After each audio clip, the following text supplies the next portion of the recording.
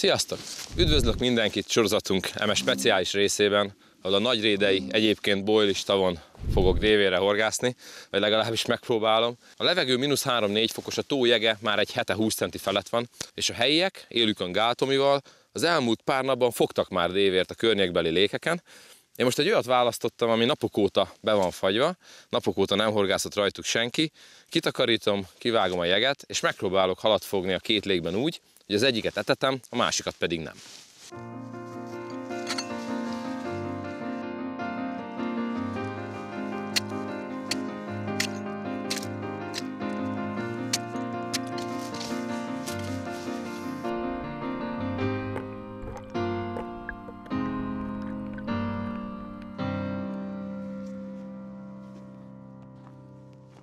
A nagyrédei tározó elsősorban kapitális halairól híres. Nem véletlen tart itt harcsás táborokat Kósferi rendszeresen, évente kétszer is, és nem véletlen járnak ide tavasztól őszig folyamatosan a nagypontra áhítozó bojlishorgászok. Nem érdemes kisléket vágni emiatt, de az én felszerelésem kevéssé lesz alkalmas ezeknek a nagy dögöknek a megfogására, úgyhogy egy ilyen közepes méretű léket választottam.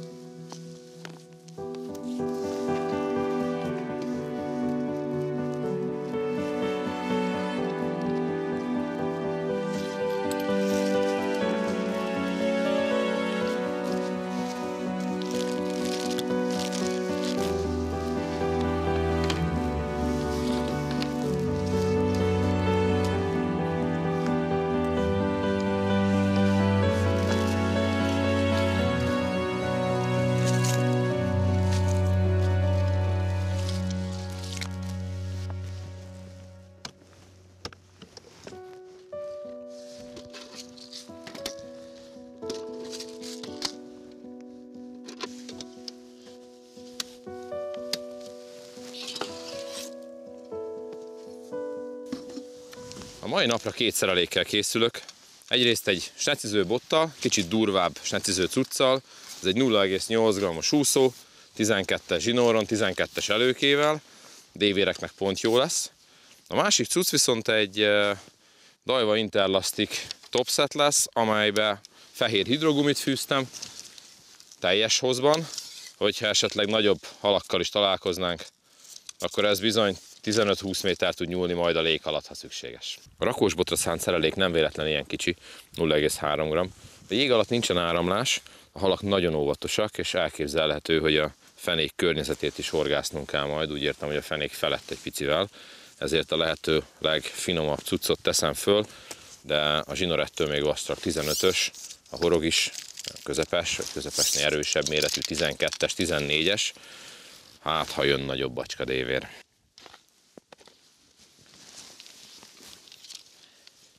A nagyrédei tározó medre az évek során iszappal meglehetősen telítődött, viszont ez rengeteg természetes táplálékot nyújt a halaknak. Figyelnünk kell azonban a mélységválasztásnál arra, hogy adott esetben nem csak a fenékmérőbéka, de még maga a horog is el tud süllyedni ebben a lágyiszapban. Úgyhogy nem csak a fenékre éppen letett 5-6 centit lent lévő előkét kell próbálgatnunk, hanem a fenék feletti megoldást is. A letisztult hideg vízben jól látszik az úszó antennája pár centivel a vízfelszín alatt. Ez az az ereszték, ez az az állapot szerintem, ami a legüdvözítőbb lehet. Ilyenkor a horog éppen nem éri el a feneket, és a halak látókörének középpontjában van. A rakóssal kimért mélységet egy mozdulattal rá tudom húzni a spicbotos szerelékre is, és kezdhetünk foglalkozni a csalikkal. Nehéz megmondani, hogy a halak ilyenkor forró csokin kívül mire vágynak. Én egy fél kilónyi kaját keverek csak be nekik, és nagyon kevés élőt is fogok használni az elején, nehogy túletessem a 4 fokos fenék közeli vízben szinte dermedt állapotban lévő dévéreket. Ez egy karamell illatú brázám névre hallgató etetőanyag, amit egyébként nyáron is használok rendszeresen, de most a szemcse mérete miatt választottam a mai napra.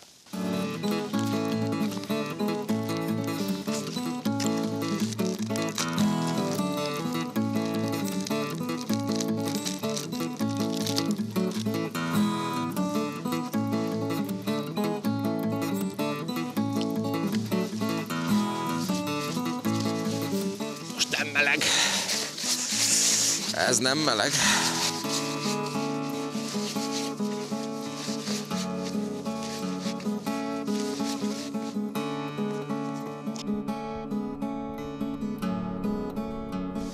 Etetőanyagot csak ebbe a légbe teszek majd itt csöndesen, a másikat teljesen nyugton hagyom, és hogyha elindulnak a halak, vagy esetleg itt megriadnak, akkor próbálok ott etetés nélkül halat fogni, esetleg egy kis élőt pötyögtetve nekik. Így, hogy gyakorlatilag a lábunk alá etetünk, de olyan apróságot is észre lehet venni, ami persze nyáron is megvan, csak akkor nem nagyon látszik 10-20 méterre a parttól, hogy ahol egy iszapos talajra leérnek a gombócok, ott pár percen belül visszajelző buborékok érkeznek a fenékről. Ezek azok a buborékok, amik a gombóc felbomlása után az abban rejlő levegőt eresztik ki a felszín felé. És nagyon jól mutatják, hogy hol ért le a kaja. Ezen a pár gombóc kaján kívül még egy kis csontit és egy pinkit dobok a légbe, de ezért már nem megyek oda.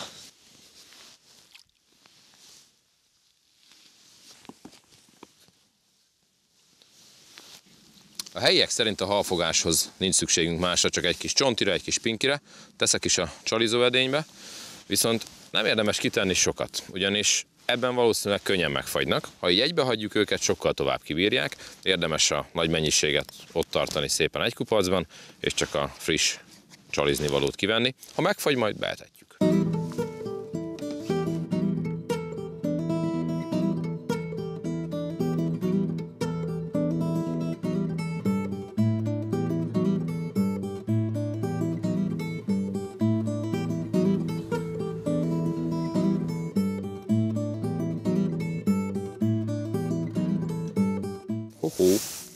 Helyzet van.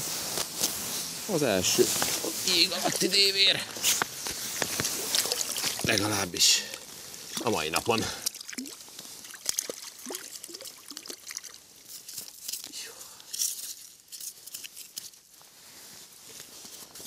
Még gyakorolnom kell a kivételét, de talán ezen a kis hidegvizes jégen nem lesz baja.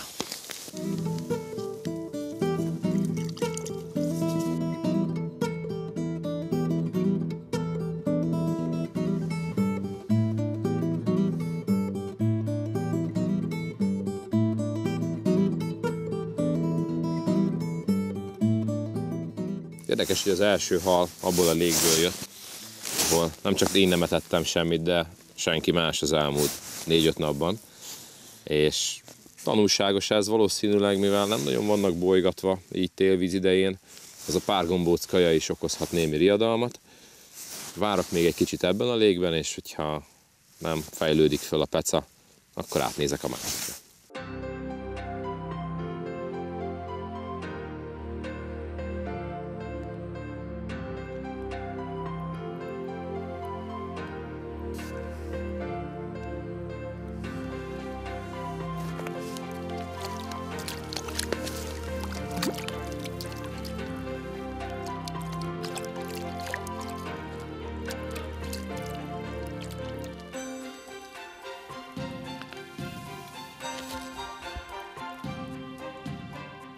Az óra hegyébe akadt.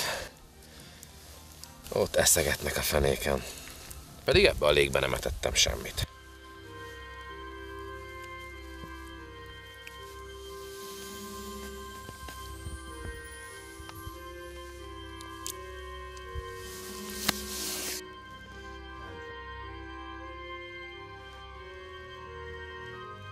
Az első 2-3 dévér óta hosszú percek teltek el kapástalanul, pedig nem változtattam semmin. Talán kezd beérni a másik légben az etetés. Minden esetre azért jó a 2 lég, hogy meg lehessen próbálni.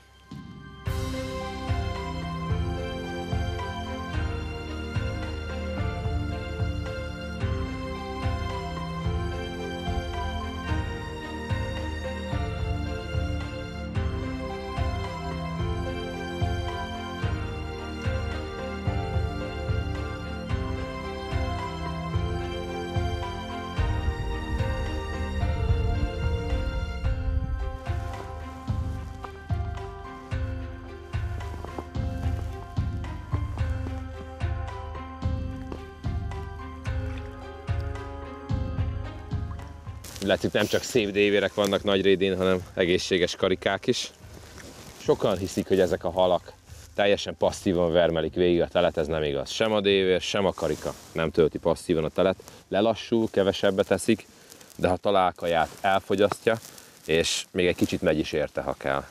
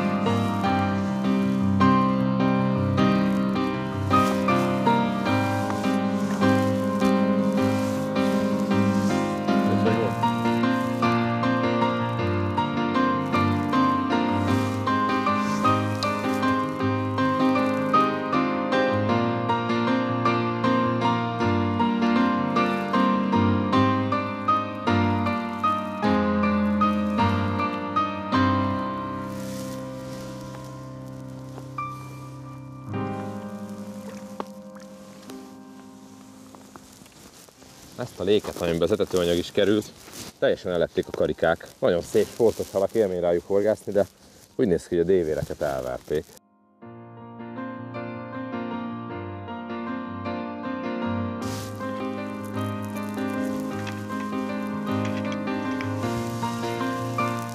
A Spitzbottnak megvan az a hátránya, hogy mivel hosszú az ászló, az úszó és a spitz közt, ezért többször felakadtam már vele a jégre. A rakózat kiküszöböli abban az esetben, hogyha hozzászabjuk az ideális zászlóhoz a szereléket. Szerintem nincs szükség többre, mint az úszó felett egy 2 arasznyi zsinórra, ezért itt rövidre vágom a cuccot, újra kötöm a hurkot, és sokkal kényelmesebben fogok tudni horgászni, mint a Spitzbottal.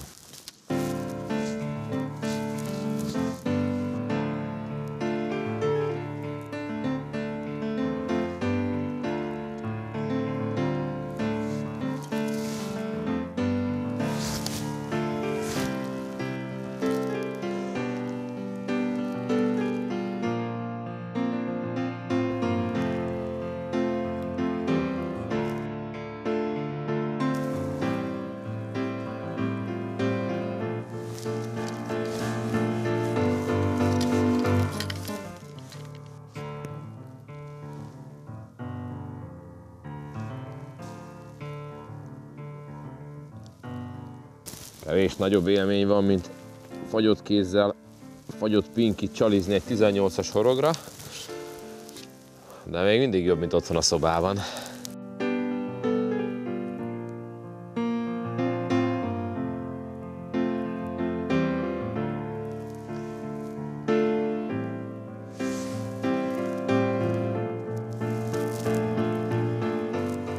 Halunk van, Rokko.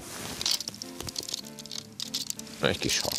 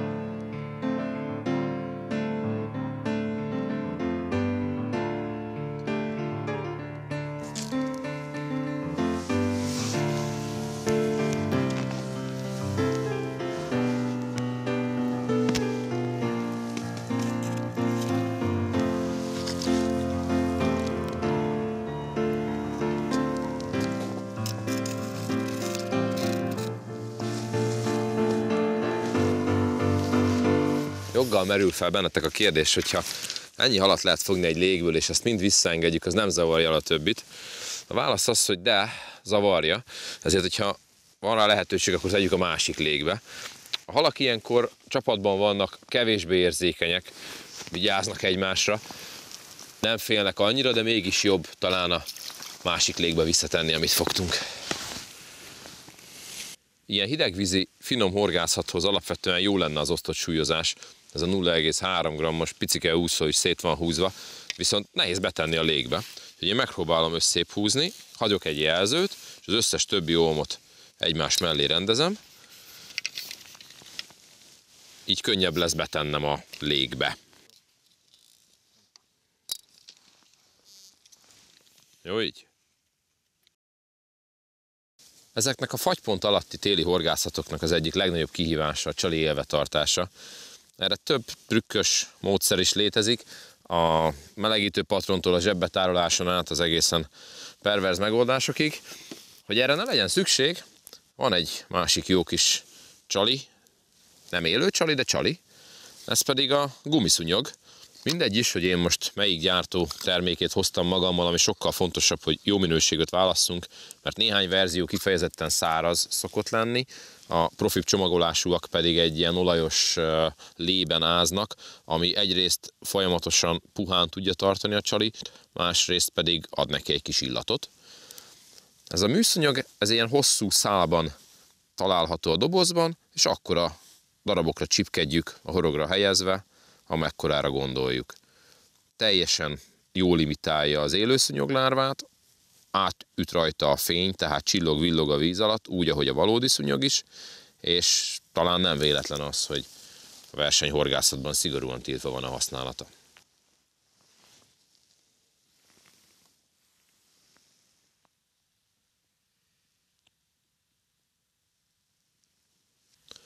Ahogyan az élő csalinál sem árt, úgy ennél a műszúnyognál kifejezetten hasznos a fenék környékére beállított horog időnként történő megemelése. Ne nagy emelésekre gondoljunk, 10-15 centit kiemeljük az úszót, és lassan visszatesszük. Ez a fenékről elugró, majd oda lassan visszahulló szúnyoglárva természetes viselkedését imitálja.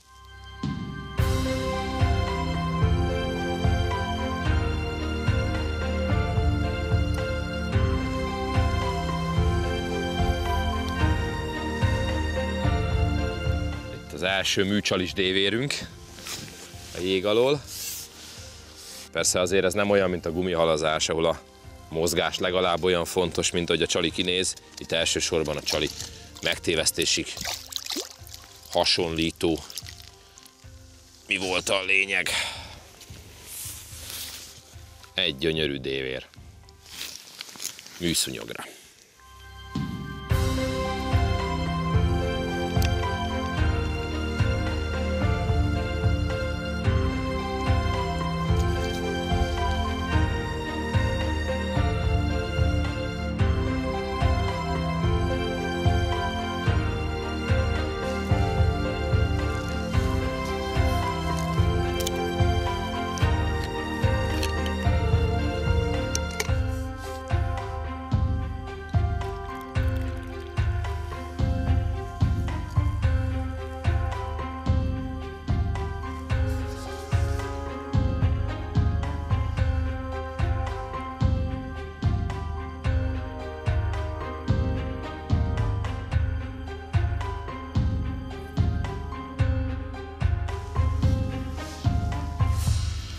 Nagyon alább hagytak a kapások, abban a légben is, amit eddig etettem, abban meg különösen, amit nem. Nagyon úgy néz ki, hogy ez összefügg az etetéssel. Csak egy fél kiló kaját tettem be az elején, de nagyon jól jött rá a hal, főleg a karikák szerették különösen, hogy van etetőanyagjuk. Úgyhogy bekeverem én ezt a maradék fél kilót is, kis gombócokkal folyamatosan megpróbálom etetni és fenntartani az érdeklődést, mert bár a halak valószínűleg nem eszik meg az etetőanyagot ilyenkor télen, de a lehulló szemcsék izgatják őket, meg az illat is, úgyhogy lehet, hogy ez kell a jég alatt is.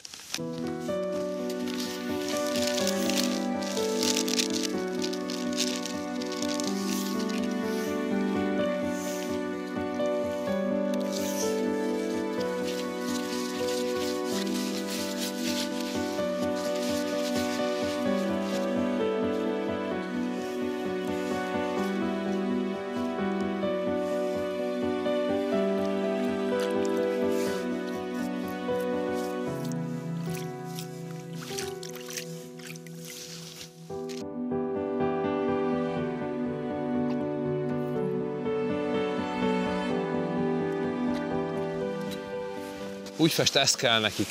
Folyamatos etetés, kicsi horog, finom csalik, vagy pár szem pinki csonti, vagy pedig ez a műszúnyog, és egész jót dévérezhetünk. Nem kell mindig pontyot fogni.